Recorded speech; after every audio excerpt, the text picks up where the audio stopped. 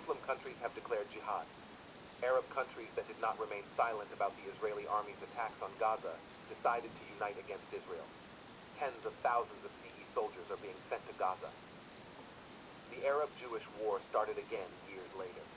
Arab countries united against Israel lined up to send support to Palestine. At the call of the Hamas leader, Muslim countries have taken action to support Palestine. The head of the Hamas political bureau, Ismail Haniyeh, expressed that the conflict in Gaza could turn into a regional war and invited the Arab and Islamic world to come out on the street and defend Gaza.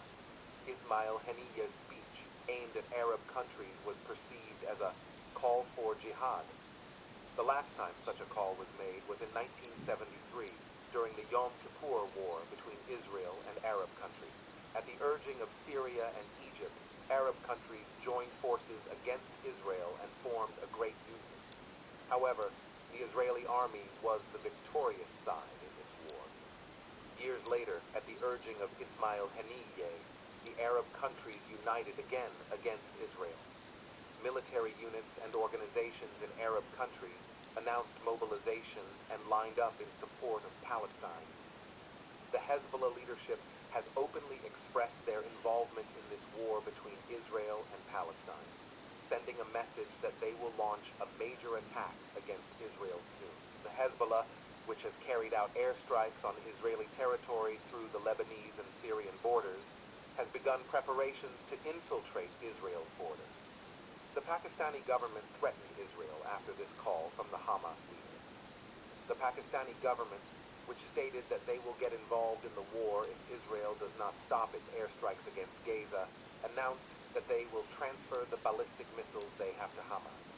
At the same time, he decided to send 100 tons of humanitarian aid for Palestine. With the Arab countries starting to unite again, Iran's war preparations have caused a shock effect all over the world. The Iranian government stated that the decree of the United Nations Security Council is now invalid, and there are no obstacles to Iran's use of ballistic missiles. Shortly after this announcement by Iran, the Iranian army began to demonstrate with Iranian ballistic missiles on the streets of Tehran. The fact that the Iranian-backed Hezbollah forces are using Iranian-made weapons and missiles poses a major threat to Israel. Now, the claims that Iran will send these ballistic missiles to Hezbollah have shaken the agenda. Immediately after this statement by Iran, a statement came from Hezbollah. The Hezbollah leadership called on Muslim and Arab countries to unite against Israel, stating that they should. It is expected that Hezbollah will enter Israel's borders soon. It is estimated that Iranian-made ballistic missiles were sent to this special organization known as the Hezbollah Death Squad, which consists of 5,000 militants. If Hezbollah militants use these ballistic missiles, Israel may face very big problems. During the day, explosions occurred at the U.S. base located near Baghdad Airport, and this attack is said to have been carried out by Iranian-backed militias. At the same time, a U.S.-owned Conoco military base in the Syrian city of Deir ez-Zor was also hit by Iranian-backed militias. It seems that if these attacks continue, the U.S. presence in the Middle East may completely end.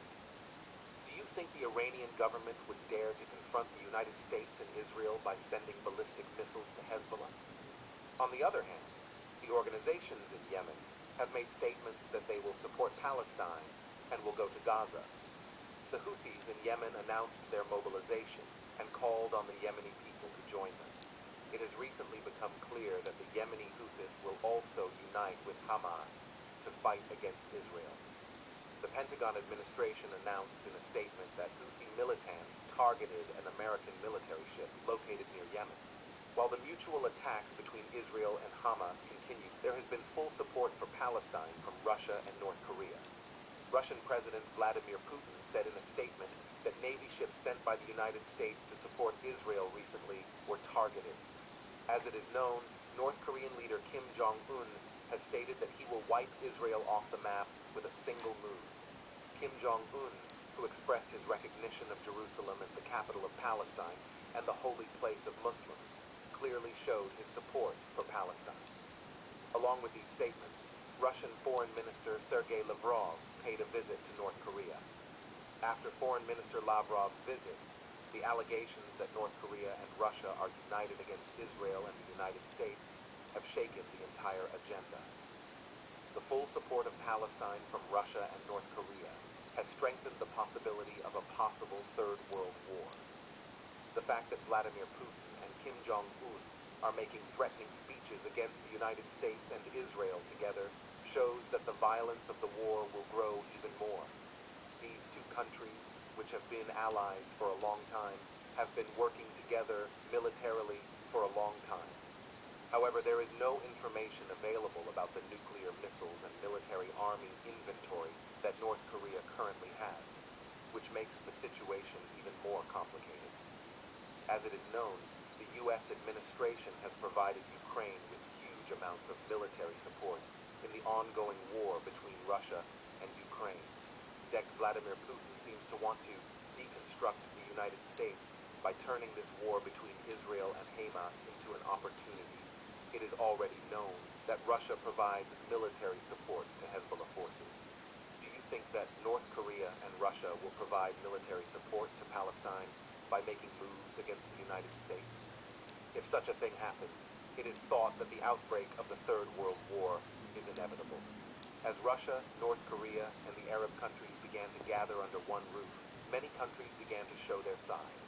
The fact that India, where 172 million Muslims live, is located on the Israeli side instead of Palestine shocked the whole world. India, on the other hand, is said to be taking part on the side of Israel due to the state of war with Pakistan. The Kashmir region, which has not been decoupled between India and Pakistan for years, is causing the tension between the two countries to increase. Mutual deconfliction between India and Pakistan is pushing India to seek allies.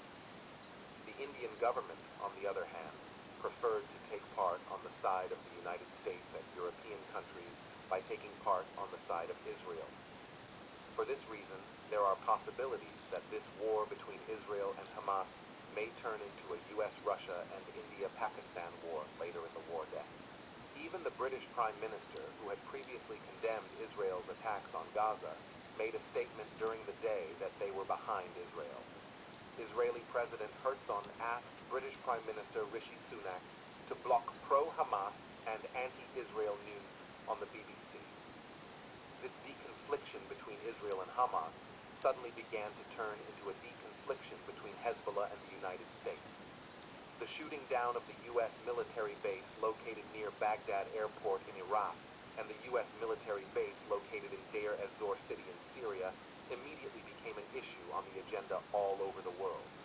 Hezbollah militants continue to carry out airstrikes on Israel through the Lebanese borders. In a recent statement, the Israel Defense Forces said that the rocket launched from Lebanon was made with the approval of Hezbollah and they will pay for it.